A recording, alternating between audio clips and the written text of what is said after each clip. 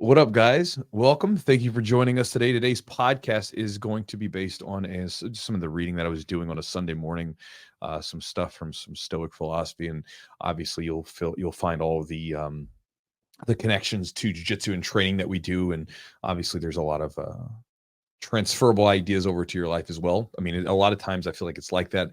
Jiu-jitsu for a lot of us gives us a chance to practice a lot of different things and experience a lot of different things and work on different attributes and skills that then transfer over to other aspects of our life off the mat, right? Like I just had one of my old students who recently got accepted to pharmacy school, or I think it's pharmacy school at a different college, I think at Marshall. And he sent me a message. He's like, man, like, I don't think I would have the discipline and the resilience and all those things to deal with what we were dealing with if it wasn't for all those years of training and stuff that I did. So again, hopefully you guys enjoy it. Big thanks to our sponsors for helping make the podcast happen. Charlotte's Web. Guys, in case you didn't know, Charlotte's Web gave us a new code recently. So if you guys would like to try some Charlotte's Web CBD, get one of the tinctures, whether that's the regular CBD product that they have, or they have the THC-free version for those of you that get tested, check out their options that they have. And then if you want to save 30% on it, instead of the 20%, we now have a 30% coupon code with them. It's Chewjitsu 30, CHEW. JITSU 30, and you can save 30% off your order at checkout. So it's a great deal. And again, I encourage people to try their stuff because it's a good product. They do a lot of good stuff with it. They do a lot of, they put it under a lot of scrutiny to make sure that they deliver a very pure and quality product. And again, it's a great product that I think people can get a lot from. My personal use of it, I use it at nighttime when I'm getting ready to go to bed as part of my nightly sleep hygiene routine. That's like one of those things that's really important, making sure that you get your sleep hygiene down. It doesn't seem like a big deal, but I feel like as you get older, that stuff becomes more and more important. When I was younger, I feel like I could just fall asleep anywhere at any time. Now I'm like, I have to be a little bit more focused on what I'm doing because things can keep me up a little bit easier. I tend to not be able to just fall asleep on a dime like I did when I was younger. Mm-hmm. Are you that way? I mean, if I'm really tired, yes, but like most of the time, I feel like if I'm not like regimented with my sleep routine, the time that I go to bed, all the little rituals and things that I'm doing prior to it, I feel like my sleep gets thrown off. I have to listen to my body pretty, like if my body's like, it's time to go to sleep and I fight it and I kind of decide I'm going to watch a show and then I like wake up and then I can't get my butt to bed and I can't fall asleep or I can't get restful sleep. So yeah, I feel like I try to listen to my body more and go along with what it's telling me. Because I'll start like dozing off. I try not to watch TV before bed, but sometimes we'll just catch up on a show. So if I'm like starting to doze off, I just cut the TV off and go to bed. Yeah. So I can't do the TV thing before bed either. If I watch TV before bed, I have to have at least almost like an hour afterwards to like wind down. Otherwise, I'm just wide awake. Not great. But I'll use blue light glasses too. Yeah. So, but anyway, guys, if you guys want to check out some of their stuff, I like it for, again, I feel like it aids my recovery, my healthy sleep cycles. If you want to check them out, charlottesweb.com, promo code is Jiu-Jitsu30. Also, thanks to Matt at Epic Roll for supporting the podcast. If you guys want to check out some of his stuff, he's got some new gear with some new shorts, some shorter shorts. If you guys are like me and Eugene who like the shorter shorts look, check him out. It's his new no-gi short that he has. He also has a lot of other stuff, regular length shorts, gis, rash guards, T-shirts, the whole thing, you name it. Anything jiu-jitsu related, he's got it. Good quality products, cool designs, great customer service. And again, if you guys want to save 15% on it, you can do jiu-jitsu at the checkout, and that'll save 15% on the order. And again, I have some new jiu-jitsu gear. It's the same design that he made for us last time, but I got another batch made. So if you guys are interested in any of that too, you can go to my website and get some. But it's made by Epic Roll, and I like getting. And again, I'm getting some of my gym gear made from him too because I like the quality of it. It's good stuff, and I like the way that it fits. So check him out at epicrollbjj.com. Also, guys, if you want to support the podcast directly, you can do so by going to Patreon, patreon.com/the Jiu-Jitsu podcast. When you become a supporter of the Patreon, you get access to an exclusive library of content that includes both an ad-free version of this podcast, as well as a library with each one of the guests that we've had on the podcast, trying to give you an actionable tip that you can add into your jiu-jitsu training, along with other things like unreleased videos that have never been on YouTube or any of my courses or anything like that, seminar recordings, warm-up routines for jiu-jitsu, the whole thing. So if you guys want to get access to that for a reasonable price, patreon.com/the Jiu-Jitsu podcast. And last but not least, guys, if you want to get my daily email, and get access to some exclusive offers that I give away, some ideas on philosophical ramblings that I'm sort of chewing on, or philosophical little bits that I'm chewing on, books that I'm reading, as well as jiu-jitsu training ideas. You can do all that at chewjitsu.net/join, JOIN. When you join up on the email list, you then will get access to my daily email that sends out that stuff. And I also will send you some exclusive ebooks. One goes into training practices for breaking through sticky points in your jiu-jitsu training. Like if you're hitting that plateau where you feel like you're not getting any better, there's some very, very clear ways to break through that work pretty much every time. And I have one ebook for that. And then the other one is for developing a game plan, whether you're getting ready for a competition, whether you're just trying to do it because you want to be more knowledgeable about your game. It's a great resource. And again, you get both of those for joining the email list.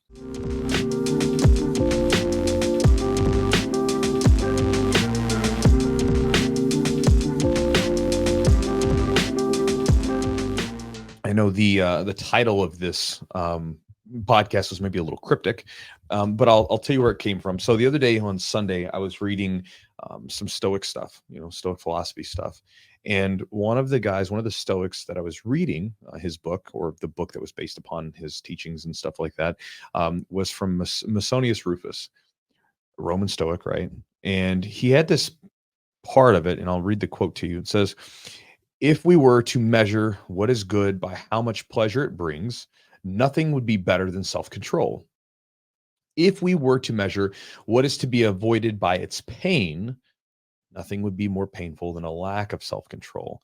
So the idea that like self-control is like a good thing. It makes us feel better. There's nothing better than having self-control over things and having control over what you're doing, your surroundings, the whole thing, right? And nothing's more painful than being out of control, right? And I was just thinking about how true this is, because to me, one of the things that I've learned through jiu-jitsu and everything else that I've done, but everything feels better when it's enjoyed, especially if it's something pleasurable, when you do it on your own terms, rather than feeling like you're almost like a slave to it. A lot of people look at discipline, and I mean, discipline and restraint both, right? They look at discipline and restraint as some sort of punishment. Sometimes they change their diet, they're starting an exercise program, they're, forced to go to sleep earlier, not drinking throughout the week, whatever, etc. They look at these things as they're uncomfortable. And I suppose that for a moment they are kind of uncomfortable, but to me, I'll take that momentary discomfort of the discipline and the restraint any day of the week over the long-term misery that's created by the lack of it. In my bearded experience, when you enjoy things on your own terms, they're so much better, right? Like if you have like some really nice dessert, some ice cream, whatever, and you did it after you had a weight cut and you've got a gold medal around your neck after winning a competition because you trained your butt off through it, that feels amazing. Like you feel great. You enjoy the hell out of it. Or maybe even if you're just dieting, right? Maybe you dieted all week. You're staying on your diet and keeping tight. And then on Fridays or Saturdays or Sundays, you have like a free meal with your wife or husband or friends or whatever. And you can really enjoy that meal for what it is because it's in its own terms. But, if you went to the doctor recently and they're like, "Hey man, like you need to get your diet into check and your waistline's growing and you feel like crap all the time and you continuously eat fast food and desserts and everything else every single day," that's not enjoyable. And when you're eating that stuff, you have this momentary blip of pleasure, right? Of enjoyment. Afterwards, you typically feel shameful about it. Because you're not doing what you should be doing, right? Having a drink with some buddies. If you have a drink with someone and you don't know the last time you had a drink, and you just enjoy that drink with them, it's fine. But if you're drinking every single night, getting drunk every single night, there's a problem, right? You should be doing that. And there's a problem, but you can't stop. And so you do it and you've been trashed all week. You're getting trashed again. You can't enjoy that. You're not enjoying it anymore, right? It's got control of you. Finishing your morning workout and having the whole day ahead of you feels pretty damn good, right? It's one of my favorite times to work out is in the morning because like no matter what, you get the workout done and now you have the whole day ahead of you. It feels great, right? Now it requires a little bit of discomfort and discipline because, at the end of the day, especially if you guys, which a lot of you guys are, I'm sure, you bust your butt all day long and you get this little bit of time at the end of the night sometimes to have quiet time. And then you can just get into like watching TV for a long time, scrolling on your phone, just doing random stuff that really isn't adding anything, to the net of your life, right? You're not getting any net gain from this. It's just mindless potato chip, whatever. Yeah, you enjoy that for a moment, but then the next morning you wake up, you're lethargic, you miss your morning workout because you were scrolling on your phone all night. That doesn't feel good, right? And so a lack of discipline creates a prison of your own making. Yep. And then on the other hand, as Jocko says it, again, I'm sure some of you guys you're hearing his words, and anytime you say the word discipline, I feel like it's like a Jocko word now. Yep. You talk about discipline and someone's like, discipline equals freedom, right? Correct. Discipline will set you free. Yeah. And again, I think that's that idea though has been around for a long time, right? Like we're talking about Masonius Rufus, this guy's almost 2,000 years ago.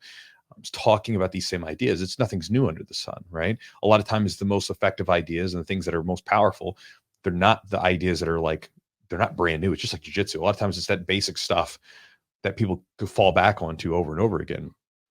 But one of the things that like with training in jiu-jitsu in general that's helped me do is to reframe the discipline, the discomfort of discipline. Because again, when you do practice restraint and discipline, a lot of times there's some discomfort there. When you're waking up early, you're not pressing a snooze button. When you're working out, you're feeling the sore muscles. When you're not eating that dessert right then and there, even though every ounce of your body wants it, those are uncomfortable for a moment. But what I do is instead of focusing on the discomfort I feel right now, I focus on how good I will feel later, right? I view the difficulty as kind of the currency with which I'm buying that pleasure later on, right? Yep. So like, for instance, if I know, like right now I want the dessert, but instead of eating it now, I say, you know what, I'm going to wait till Friday when me and my wife have dinner, and I'm going to do it then, and I wake up in the morning and my waistline looks like I want it to, my weight's good, I feel healthy or whatever. And then I go enjoy that dessert on my own terms. That feels great. I enjoy it. And we do that. Like a lot of times on Fridays, like my wife and I will like pick something and we want it. Like for instance, last Friday, we wanted to go to steak and bourbon. So like when we went to, I had a drink, we had a steak, a big old slab of like cheesy potatoes and stuff like that with my steak. I mean, it's like, I'm going to enjoy it. We're there to do it. Right. But I waited all week for that. I told her on Tuesday, that's what I want. I was like, we're going to go here and eat. And we had it ready. We knew what we were doing on Friday night. Right. Yep.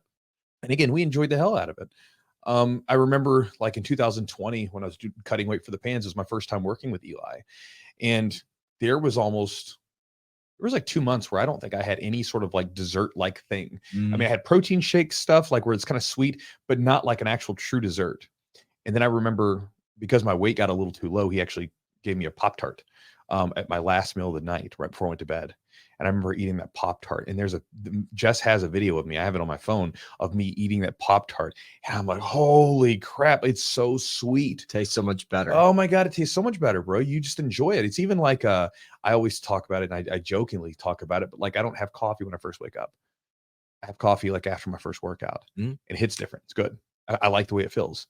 Like, cause again, if I just drink it when I get up, it's like, to me, I'm like, at that point, my sleep hasn't been good. And I'm just trying to like use the coffee as a crutch. Yeah. But if I like go work out, I do my stuff, whatever. And then I'm like, okay, I'm going to get ready to do some sit down work or whatever. Let me have my cup of coffee. It like, boom, it hits and I'm using it for a specific purpose. And I think it's better. A lot of times there's some days where I don't have coffee. So again, it's like I use it when I want it for an effect. And I feel like it's better because it's not constant. You will feel the effect of coffee way more. Like a lot of you guys, if you overuse caffeine, you'll use caffeine and you won't even feel it. You're like, I don't even think it's doing anything. It is, but you don't feel it. If you get a little bit of distance, maybe detox off for a bit and add it back in, and you add it back in doses when you want it or when you think you need it, bro, it's different. You feel it way more. And so again, this is the idea. We all struggle with discipline in certain areas of our lives at times, right? Your struggles may not be my struggles may not be your struggles, right? But we all have struggles. We all have things where we have to focus and work on the discipline, and we fight with it. We're battling with it, right? I don't really have that too much trouble with drinking or food. I'm pretty good with that stuff, but some people that might be your thing. I know a lot of people who have trouble with those things. Right. Something that's been helpful to me is basically getting really clear on what is going to be the effect of me practicing the restraint versus not practicing the restraint, right? So for instance, if like I practice restraint with the food, I know that my body is going to look the way I want it to. It's going to look better, right? And I like that. And that's what I'm working towards. Whereas I know if I don't, then the other option is that it's going to look the way I don't want it to. And you got to get very clear with those visions, right? Giving yourself a vision to get away from and a vision to work towards. Yep. And then again, you can input whatever problem you're having, right? Whatever sort of thing you feel like you require some discipline with. You think about those two. Where does this lead if you don't practice some restraint? Where does it lead if you do? And then again, that helps me kind of have a feeling. It's like when I get up in the morning, sometimes I'm a little tired, but there's that feeling that I get after I'm done with the workout and I have the day ahead of me. that I'm like, I feel so good. And so like when I'm working out, a lot of times I get up in the morning and I'm sluggish at first, but that feeling that I get after the workout's done, it feels so good. I want that feeling. Yeah. And so I'll work out towards that. And so again, those two things are helpful. So again, if you have trouble sometimes with your discipline, working on it because it's uncomfortable, keep that in mind, right? Like think about what you're working towards and just kind of keep in mind that when you're working to it, don't see discipline and the restraint as something like a negative or like a punishment or something. It's not a punishment. This is the way that you should be. You should be disciplined with your things. Like a diet is not something you get on temporarily. Your diet changes forever, right? Because again, you should always practice restraint and discipline with your food. This way you never have to go on some hard diet, right? With your drinking, you should never have to go back to like going to restrictive drinking. It should be like that anyway. With your sleeping, it's not like you should always be sleeping when you should be sleeping, right? These things are, when you change them, it's not like a discipline thing. It's a lifestyle change, but it's not about a punishment to yourself for not doing the right thing. It's like, okay, let's get this thing in the right place because you're trying to become someone different. You're trying to become a better person. The way you do that was with your actions, right? So you are your actions. So you got to be disciplined with them. So just an idea to chew on. Yeah. And there's a whole lot to think about as far as you mentioned a lot of, the discipline, but like the reward. There's a reward. There's a short-term reward and there's a long-term reward, right? The short-term reward, for example, let's talk about eating, a snack or eating something that's not healthy for you, right? Short-term, oh man, it tastes so good. Long-term is I'm not going to look the way I want to look. I might, put on some weight. I might not feel like, if I eat crappy food, I feel not great. But see, even that short term, like it's like there's like instant and then there's short term, right? Like, because like when you eat the shitty food, you will instantly feel like, this is delicious, right? Yes. About an hour later. Well, and it depends. If you're used to eating like crap, you won't even know the difference. Right. You're like, this is just so normal to you. But if you eat decently and you eat something bad, like for me, it's like I have kind of a rule. There's a lot of foods that I will not eat in the day. It doesn't matter what it is. I'm not going to eat big, heavy, greasy, like sweet, whatever food. My food is very, very regimented. If I do eat a heavier meal, a meal that's a free meal or some sweet meal, whatever it is that I'm going to eat, that will typically be like one of my last meals of the day, because then it doesn't matter, because I don't want it to mess up like what I'm doing through the day. I want to have energy for whatever I'm doing. Right. And so a lot of times you eat that crappy food and then afterwards you feel like crap. Like you feel like crap for the rest of the day. You gave into short-term pleasure and then it made you feel terrible. It'd be like, I mean, for guys, I mean, I've done it before, never done it. Like did it once when I was like 20, cheated on my girlfriend. I gave into short-term pleasure. You know what happened right afterwards? I felt terrible. Felt shameful. And it probably could have ruined it did ruin the relationship. Strange enough, we were both like that. It probably wasn't meant to be, because we were both that night. We were both cheating on someone else. Like she was cheating with someone, I was cheating with someone. I was like, yeah, we should probably just go our separate ways. But that said, again, it was that thing where in short-term pleasure. Yeah. And it made for a miserable experience afterwards. Right. And like, again, it's like, that's not what I didn't want to do it. You just got taken away because you weren't being disciplined. Right. Yeah. Yeah. And I think like you lose focus of the goal, of what the ultimate goal is. And like a couple things, as I've never been so stringent with my diet and so disciplined with my weightlifting. Eugene's on the Eli program. I am. And like, I think like there's a couple things that have helped.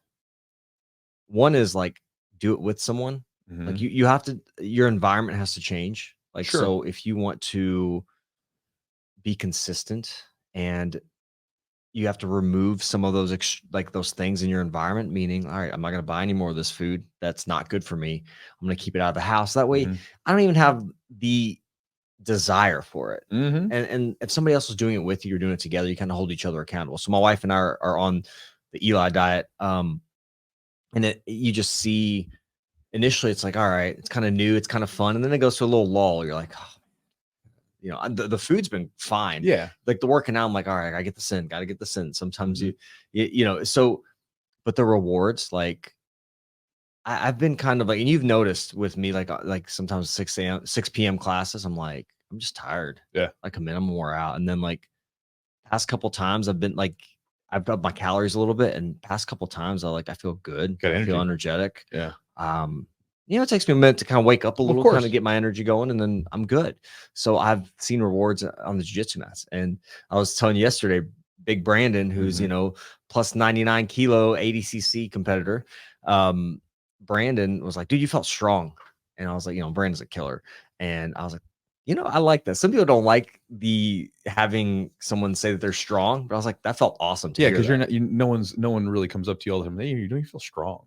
I've had people say, like, I mean, I've got, like, I think coming from a big guy. Exactly. And also you develop a certain type of strength, like for grappling, I think, over the years. So I think that's part of it. I felt stronger to him, or, you know, whatever it is. But like, I was like, that's awesome. I feel like I'm finally starting, and it takes time. Like, sometimes you don't see that stuff. A month in, you may see a little change, but in 3 months in, you start seeing a little more. And now, like, I'm like 3.5 months in.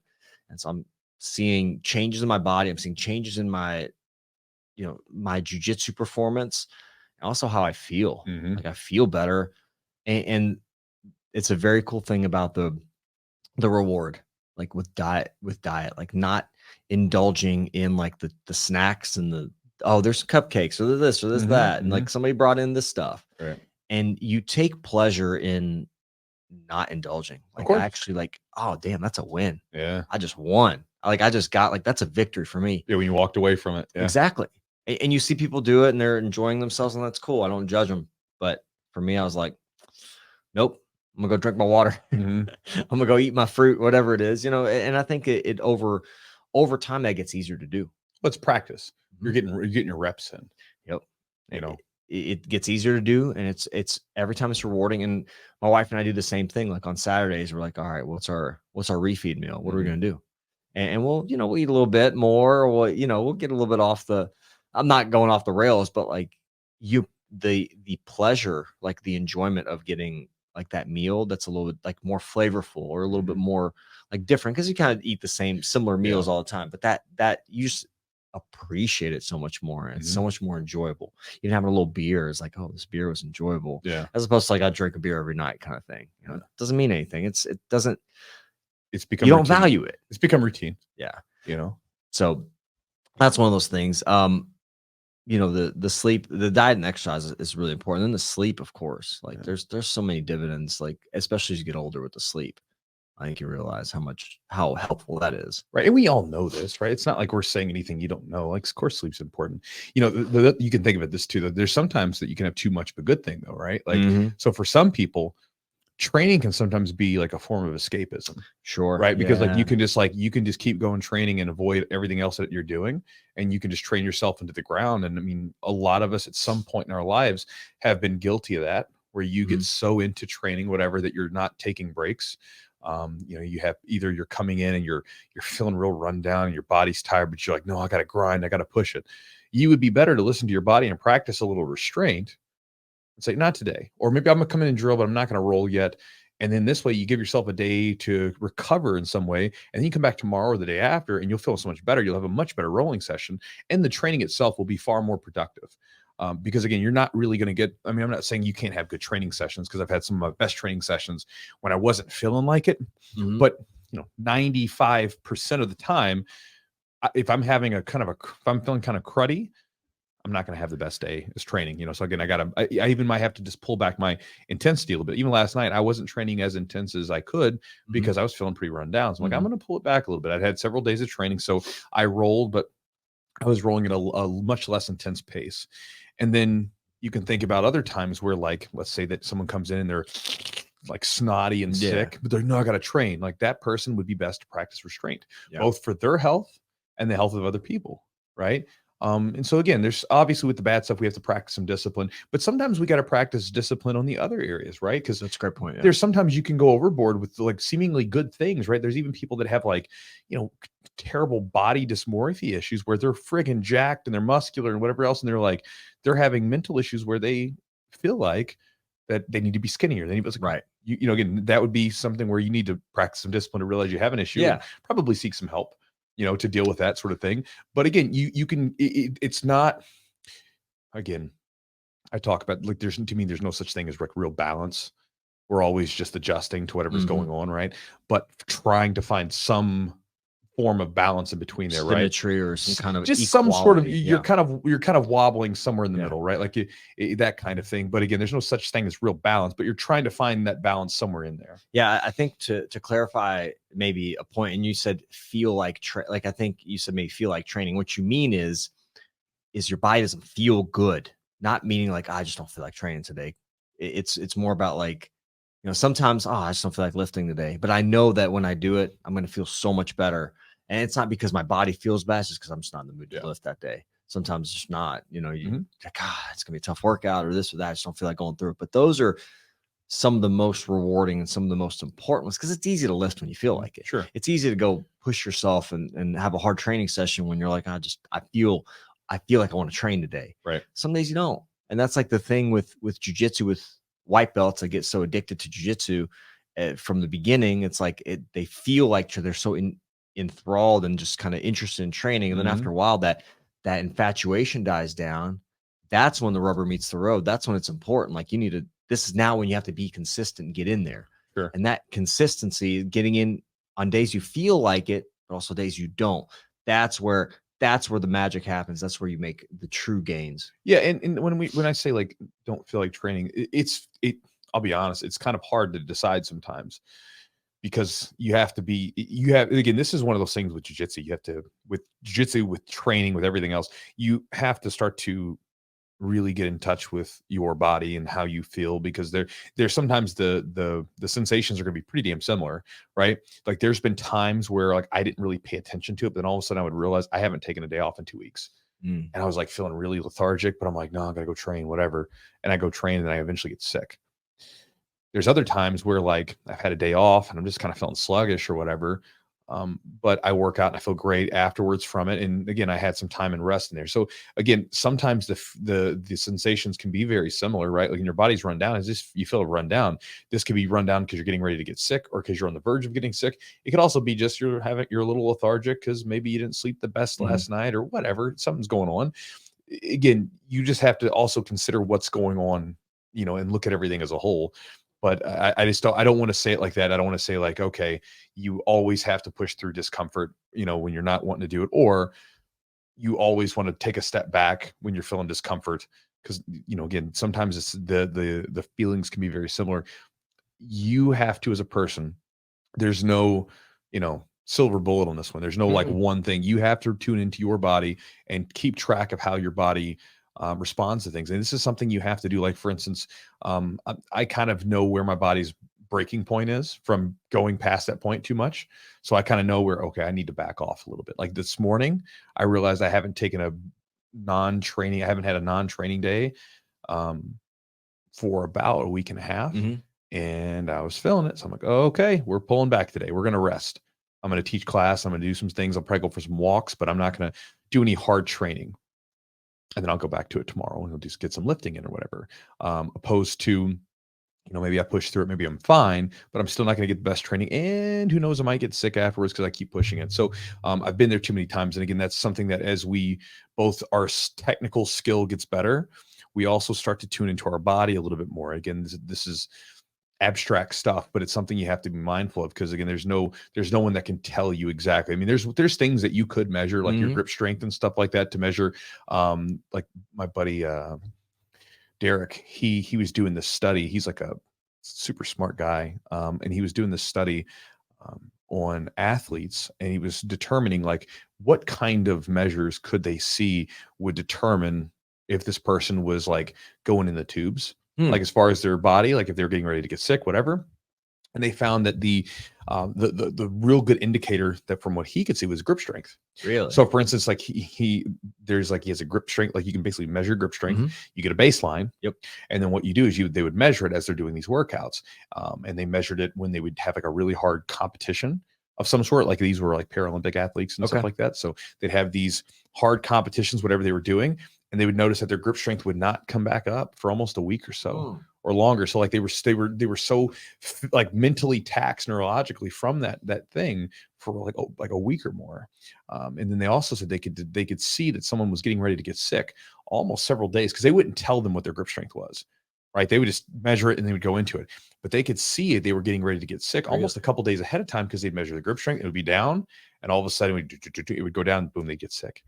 And so it was really interesting. So again, and that's just because it's like the extremity, right? We're gonna get weaker here than first. Yeah, I mean that's interesting. They've also used that like in physical therapy. We've used grip strength on like how healthy you are. It kind of attributes to your health. If your grip strength is very low for your age, it could mean that you could be more susceptible to certain conditions. There's different studies that have been out there, but that's an interesting study. But like I think a lot of what you're getting at too is trial and error. Like everybody's body is a little different. You got to go to those places where you run yourself down to know what that feels like. And also go to those places where you're like, oh man, I'm feeling really sharp and really good. And this is how I got to that place. And this is my formula that got me there. And I think every person's a little bit different. There's tools out there. There's checking your heart rate in the morning. Some people do that. I think some devices give you like a sleep score. I haven't used anything like that. I know like Whoop bands have some stuff where they score certain things. They give you HRV, which is the main thing. HRV can be good. Some of those sleep scores sometimes I'm not sure how accurate they are. They're not. There's like I watched a guy who's actually like he does sleep studies for a living, and he measured like several different gadgets that would do it. And I mean, some of them were around maybe 70%. Right. Most of them weren't even around 50. So it's like a toss up, And I actually wore a sleep device for a while. Yeah. And I remember like I had to stop because I would get some great sleep and I would wake up and I would feel good, and all of a sudden I'd look at this number. And he would say, you like convince yourself you're not feeling. Yeah, it's like, well, I'm not. I mean, I gotta not train today because it says here, like it says I'm in the hole, but I feel great. But so I stopped looking at it, and it was like better off for it, So I just don't pay attention to it. Yeah, I think they're tools to utilize, but I don't know how. Like you got to go based on how you feel, how your body feels that day too. Because I think just even knowing like, hey, here's my volume. Like sometimes I'll have like when people come back to training, I'll have them keep track of their volume, like how much maybe like there's different ways to calculate, but you can just do as simply as like how many rounds you roll in that How many rounds you're rolling, how long you're on the mat, how long were you lifting, just basic ideas. Yeah. And that can give you an idea like, all right, so I haven't done anything for a month. I'm not going to go back to 100% of what I was doing. Maybe I'll start at 50%.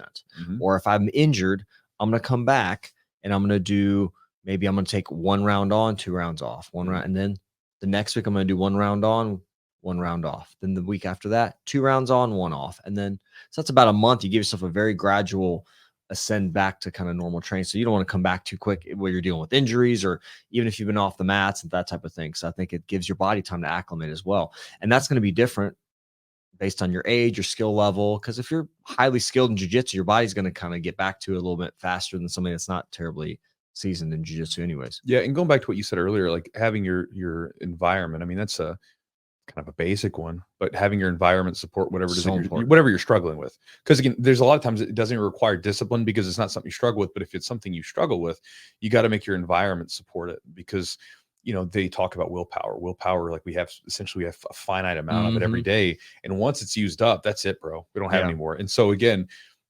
if you don't struggle with say eating desserts, it doesn't require a whole lot of willpower. But if you struggle with like say not drinking, well, then if you got beer in the fridge, every time you open that fridge, you're having to, exert willpower to not drink the beer, right?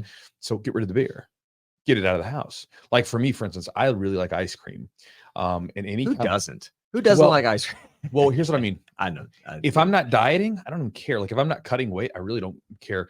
But if there's ice cream in the fridge and I'm on a weight cut, it's tough for me. So unless I have a specific purpose for that ice cream. Like on a couple of years ago, I bought like some different ice cream and I put in the fridge, and then Jess and I would have it have a scoop or two each Friday, at the end of the week. But unless I have a specific purpose for what I'm doing, like there's no sweets in the house, nothing. Like there's only good food. So that like, if I want a snack, I mean, I guess the only snack I guess I could have really would be like some carrots, maybe carrots. That's about all I got. Like there's everything else is like the food's prepared. I have meal prep stuff that we prepare every week. Right. We prepare on Sundays and Wednesdays. Cook all of our chicken, beef, things like that. And then when you want food, you just go in there and eat it, and you have your protein and stuff like that. I mean, there's nothing for me to pig out on. You can think about even with your other stuff, maybe you have trouble getting up in the morning to lift weights and work out or whatever, get all your stuff ready. Yeah. Like the night before, have your gear ready, have everything lined up. So as soon as you wake up, boom, you know exactly what you're getting ready to do. Even something that's helpful for me, because that's something I have to do at the end of the night before I go to bed. I always write. This is part of my wind down routine. I'll write down what I plan to do the next day. Yeah. Because one, it gets it out of my head, so my mind can relax. But also two, this way, as soon as I wake up in the morning, I know exactly what I'm doing. I know what my first mission is for the morning, and I'm up and at it, right? And so again, whether that's to go for a nice long walk on a treadmill, whether that's to get some lifting going, or maybe going outside for running some hills, whatever that is, work out in the morning. I usually work out, and then I'll do my first little batch of work, but I always have that lined up there. So again, making my environment support what I'm getting ready to do, opposed to having to wake up in the morning, feeling foggy, say, okay, I'm going to go work out. What am I going to wear for the workout? What am I working out? Am I doing this? Basically, then I'm having to make all these decisions that could possibly, make it harder for me to make that choice, versus as soon as I open my eyes, and whatever time I get up in the morning, I'm like, oh, we're going. It's already scheduled. We You already know got what the we're doing. plan. Yeah, that's such helpful. It is. And one of the ways that, you take, like I talk about bandwidth, you only got so much bandwidth in the day and stuff you want to worry or think about. And I'm like, I don't want to think about what I have to work out today. I don't want to think about what I have to eat. It's already planned. And part of that is, I've talked about this before, probably sounding a broken record. You need to get your butt a coach. If you're struggling with that stuff, get a coach that's going to keep you accountable. They're going to give you, basically, it's like, you want to get from point A to point B. Here's how you do that. And here's the roadmap. And if you want to do it, cool. You just got to follow these steps. And that makes it so much easier. You want to get better at jiu-jitsu, have a coach, have a good gym that's conducive to that. I mean, that's been one of the things for me. I can't remember how much time I've wasted going to the gym, kind of working out, kind of eating okay.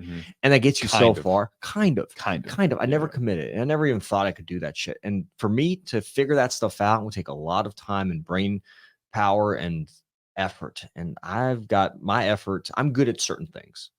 I realize how much I don't know about certain things as well. Like how much I don't know about specifically diet for certain things. Sure. Like, I know how to eat fairly clean, but there's also a lot about that that you're like, oh shit, like I put this much little sauce on my whatever, and now like I've got so much fat from calories from fat. So it's crazy. You don't realize how much.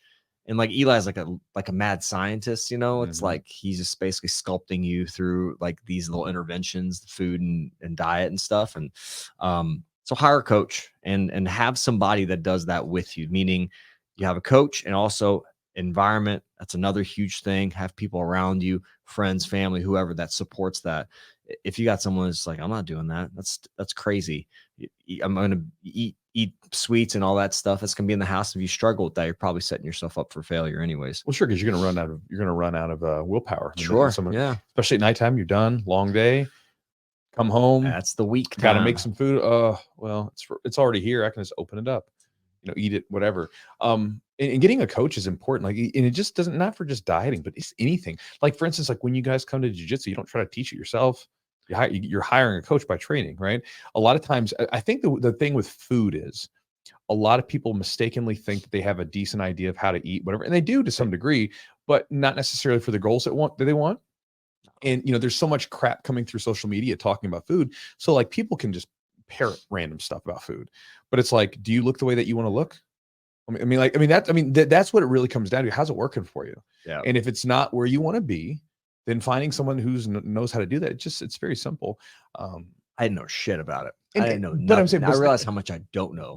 But you probably thought you did. I thought I knew some stuff. Yeah. And I knew some stuff. I knew like, hey, trying to limit processed foods, trying to do this. Right. And not bad rules. Not bad rules, but also just you had no clear idea. Yeah.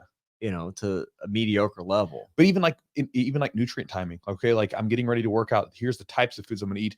Getting done working. Here's what I'm going to eat here later at night. Here's what I'm going to eat. Like even having that stuff understanding what its effects are. It's like, I was looking at I'm getting ready to do a video for the YouTube channel, watching some of my old MMA fights. Okay. And like, again, I had a good gas tank. I could fight and whatever else. But aside from one fight, I was fat. Yeah, I don't know. I was fat, bro. I was wiggling and jiggling all over the place.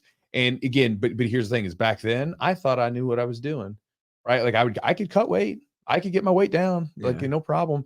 You know what I mean? But I was a chunker, man. And I'm like looking at my body. I'm like, bro, if I knew what I knew now, like that's one of my few regrets. If I knew what I knew now about food, I would have been like so friggin' like lean and mean. I would have looked so much better, would have felt better.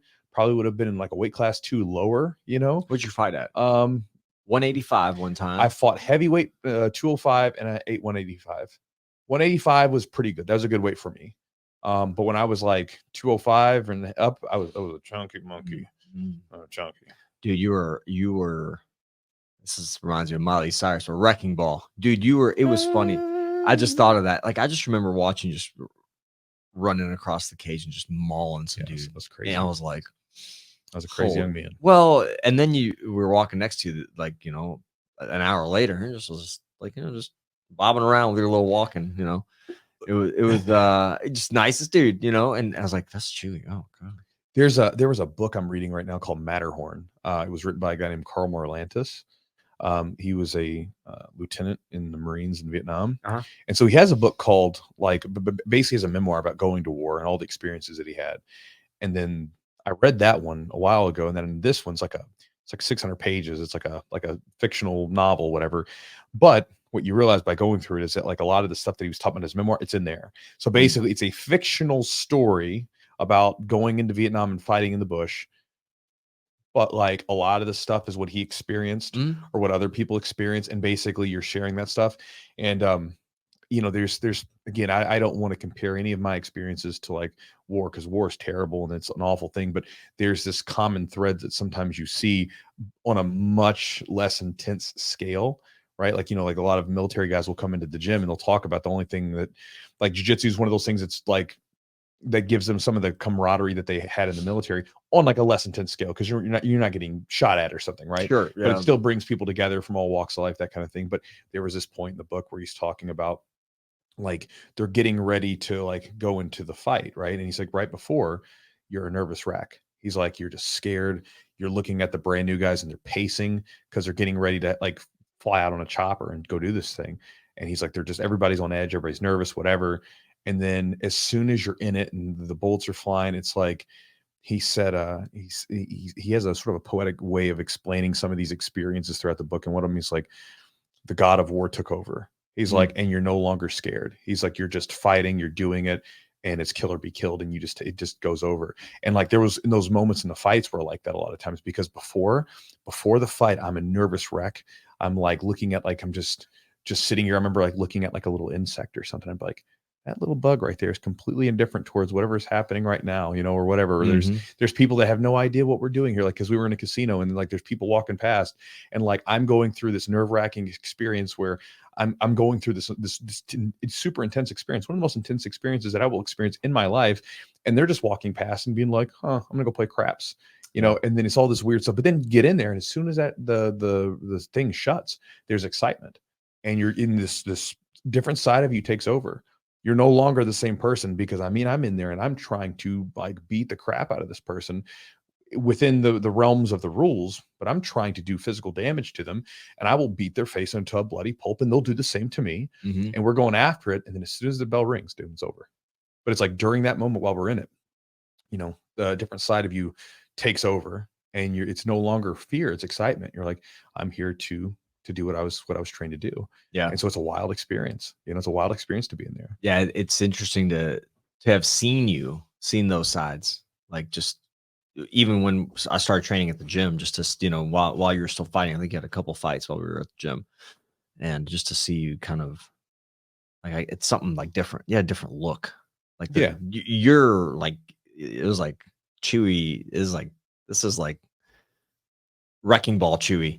Like the nice guy's gone for a while. Oh, you were gone. You got to go do what you got to do. Oh man, it was yeah, but I think the environment, the risk changes that. I mean, it forces you. It's like kill or be killed at that point, right? Yeah. I mean, because shit. I mean, you think about like you're getting ready to fight someone. Yeah, they can punch you in the face. They can knee you in the face. They can punch you. They can rearrange your nose. They can do lasting physical harm to you if you're not careful. Yep. You know, I mean, like it's like, again, you know, most people get out of the fights and they're okay, but I've seen people have their orbitals broken. I've seen people have to require surgery afterwards. I've seen people's noses put on the other side of them. I've seen people have broken limbs. I mean, fights can get super intense. It can be very dangerous, right?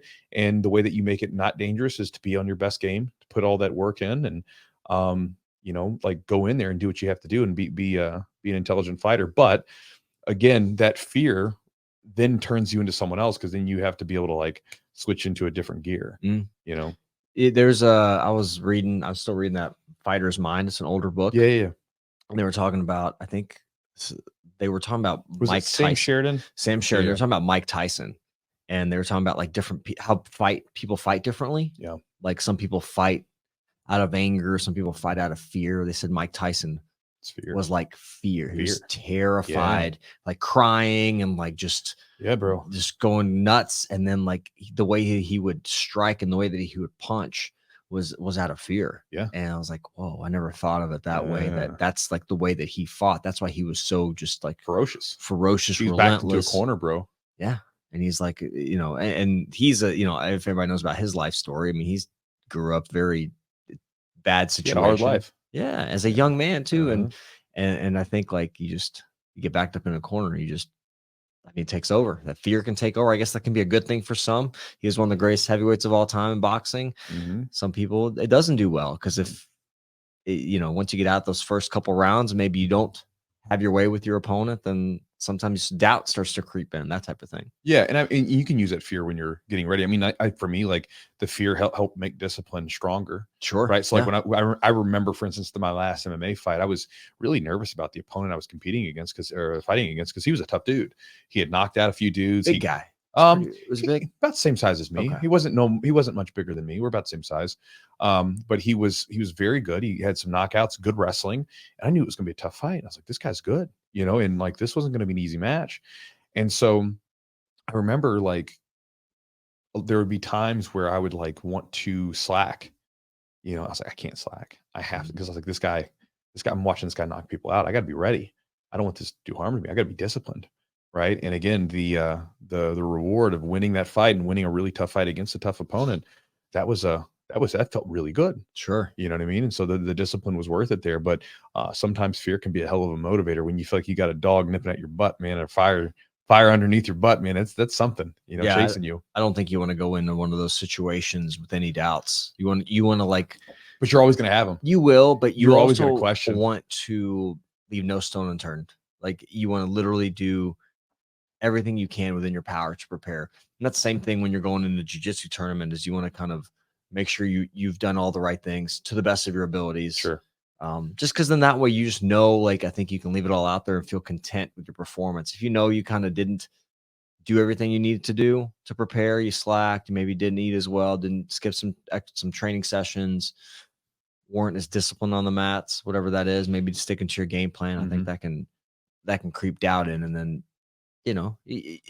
what happens long or after the fact is you're disappointed in yourself, because I think that if you do the best you can, you still have you can have some disappointment, but like, that you gave your best effort. That's what you weren't good enough that day. And that's okay. Some people feel that and they're content with that, but knowing that you left something on the table, you could have done more, that can be kind of hard to swallow. For sure. But I would say that if you go like, especially not so much for jiu-jitsu tournaments, but for fights, if you have someone who was like me, who was nervous going into the fight, you're like the day of the fight, the week of the fight, you are questioning everything that you did the last, 6 to 8 weeks, because you're like, did I do enough?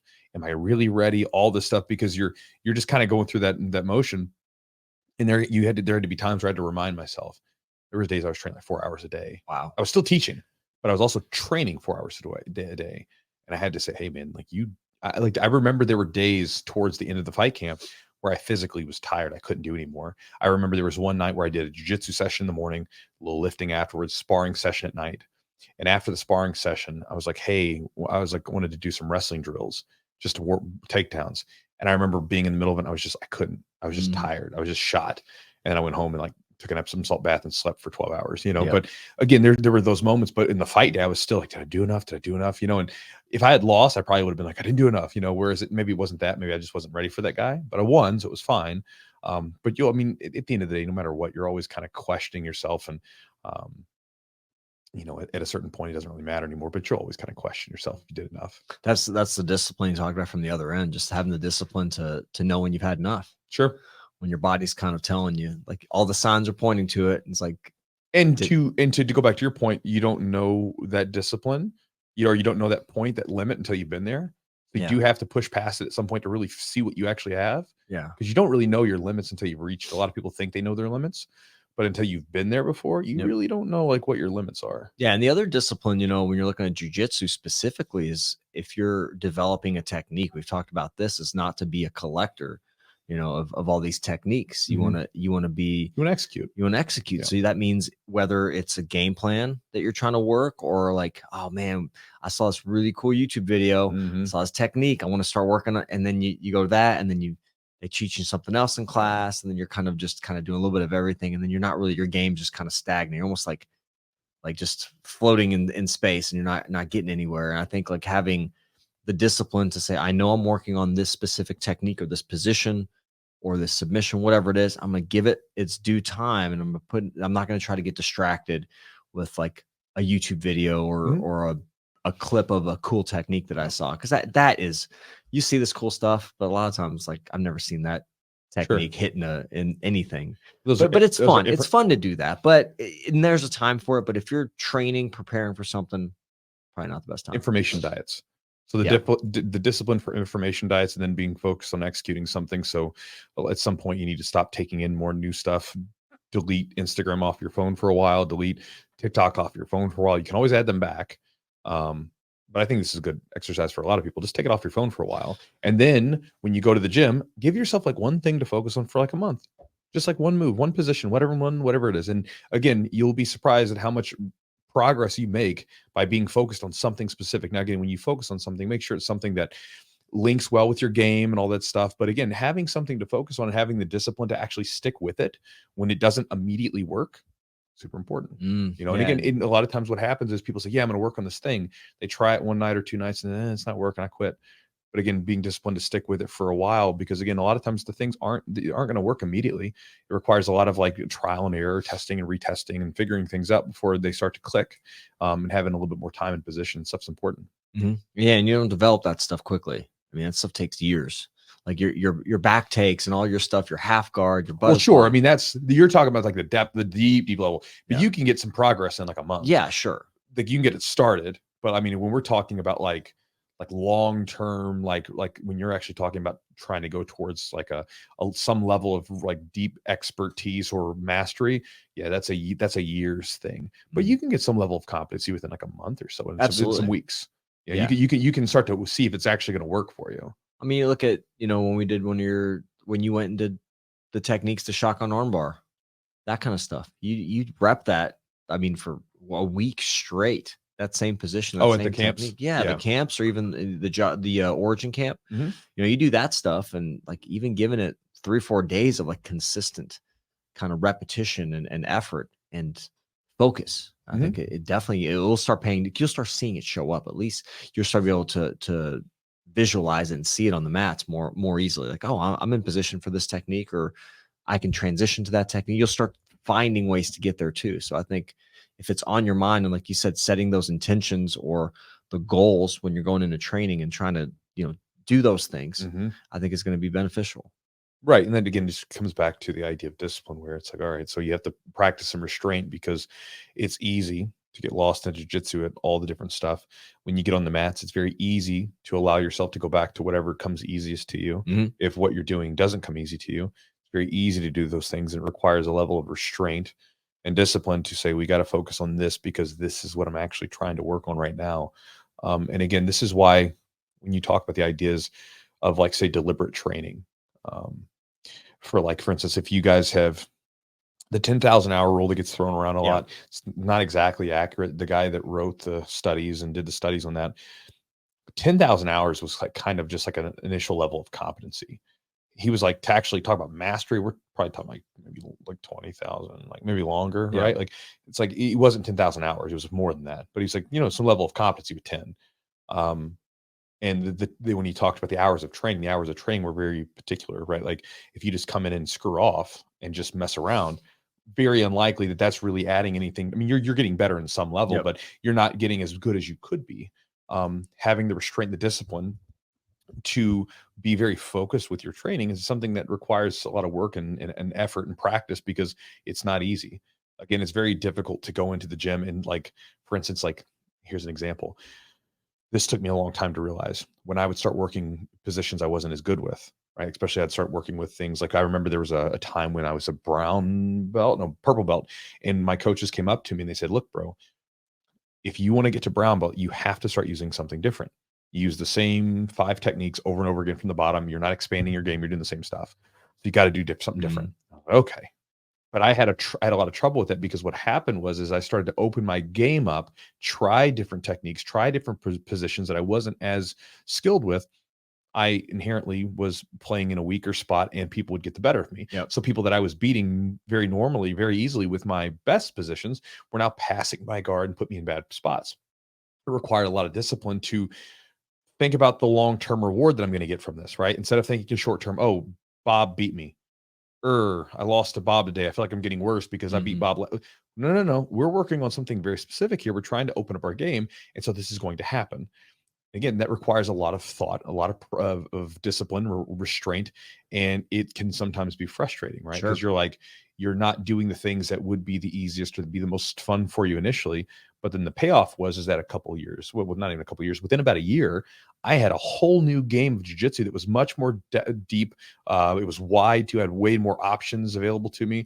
And my technical abilities were much better, and I could play a lot of different stuff. And also that ability to even simply just understand that sometimes you got to take a step back to take a step forward, right? Like, it's like I had to take a step back from what was working for me so I could work on some other holes in my game and yield a little bit and basically get beat, then allowed me then to get better. And so that's one of those things. It's a hard lesson to learn, but sometimes it's important. And that's again, just another idea of how this whole idea sort of ties into training. All right, guys. So hopefully you enjoyed the podcast today. Hopefully gave you some idea to chew on. Again, we're just sort of talking about this idea of discipline. Think about how that like stuff works with you, right? How the ideas that were there, what they could do for you in your own training, your own life, your own whatever. We all have stuff that we struggle with. We all have things that we do that we don't necessarily want to do, or that we would like to do less of, right? We all have those things. Everyone does, right? We're all dealing with it. A lot of times when you listen to, like when you're reading a Stoic, right? A lot of times the Stoic stuff that you're actually reading, what they're doing is really writing to themselves. Like when you read like Marcus Aurelius, the whole damn thing of meditations was not to be read by anyone. It was his own writings to himself, reminding himself of who he wanted to be and the things that he wanted to do. The idea of journaling, and basically talking with yourself to repeat. It's almost like getting reps is the way they looked at it. It was a Stoic practice. It's like, let's say if you were like, I don't want to lash out at people and be rude, right? Maybe that you have a problem with it. Maybe you have a short temper. Then you would write about it every morning when you get up and like, day, I need to be better. Like that was the whole point of the practice. Because like it's reminding yourself, you're getting reps with it, right? So that then when you're in those moments where you are about to blow up on someone, you could go back to that, and you could maybe even think about that as a practice for yourself. It's something I practice with. If there's something I'm trying to work on as a person or whatever, I write it down in the morning as kind of like a reminder to myself. So like, you'll see, like I have a journal that specifically for it, where again, it's just basically me talking to myself about doing the things that I want to do in order to become the person I want to become. Right. And so we all struggle with stuff. And I think that a lot of times when you listen to people, myself included, or anyone, when they're talking about discipline, they have areas of discipline that they're struggling with, and they're essentially talking to themselves and then sharing the message with you. Now, they may have most of their areas of discipline pretty much in check, all the important areas, but there's always stuff going on. Even like Jocko, like, like in discipline, it's his word, right? But even I remember like reading or listening or something about the cupcake. You remember that one? It was like some years ago. He was talking about like at a party, and he's basically fighting with the urge to eat a cake or a cupcake or something. He didn't, but he was fighting with it, and like everybody goes through stuff. And so no one's perfect. No one's got all this stuff down at all times. We're all imperfect beings. We're all figuring it out. But think about that. Think about something that you as a person want to work on, and then think about how you could take some of the ideas we just shared to apply them to your diet, your training, your life off the mats, whatever it might be. Just something in some area that you want to work on. But hopefully that helps you out. Hopefully that gives you guys something to chew on and execute. And again, thank you guys for being here. Big thanks to our sponsors for helping make this podcast happen, where we can bring our voices to you every single week. Charlotte's Web CBD. If you guys have not checked them out before, if you've never tried CBD, I encourage you guys to give it a try. It's a product that I have as part of my supplementation routine. It's really good. I was I had one of my videos the other day. I was talking about like older people in jiu-jitsu, and I was like, just different ideas, and everybody was just like TRT, TRT, TRT. And I'm like, TRT's great. You're going to get a lot of energy from TRT, but you know what's not going to be great? If you like take TRT, but then you don't change your diet, don't change your sleep schedule, don't do anything else that you need to do. Like, you'll have a little bit more energy and whatever else, but you're still probably going to not be as energetic as you could be. Sure. And again, there's lots of supplements that you can throw into the mix that can be very useful. Like for sleep stuff, I like magnesium. I like theanine as a relaxer. I take a little ashwagandha root. Some people have problems with some of those supplements, whatever. Do your own research. And then CBD is one of those that I like to add into my sleep routine. There's also some CBD balms, like when I've got some different like ailments, like soreness or whatever. I use the CBD balms that Charlotte's Web have. And again, I like this stuff for that. Great supplements. But again, if you guys want to try them out and see what kind of effects you have from it, then go to their website at charlottesweb.com. The promo code is Jiu-Jitsu30. You get 30% off using that code, and try it out and see what you guys think. Also, thanks to our sponsor, Epic Roll. EpicRollBJJ.com is the website. Our buddy Matt, runs it. He's a black belt who makes jiu-jitsu gear for jiu-jitsu practitioners, right? And again, I've talked before about this. I like that because there are a lot of companies that are getting involved in jiu-jitsu sometimes that I don't feel like they're not really jiu-jitsu people. They're just basically trying to cash in on the growth of jiu-jitsu because it's becoming a much more popular niche sport. And so there's some companies out there that will market their gear and stuff like that, but they're not actually in the community, right? Matt's in the community. He's training, rolling, just like you and me out there in the gym, right? He's a regular jiu-jitsu guy. But again, he makes good quality stuff, cool designs, and great customer service.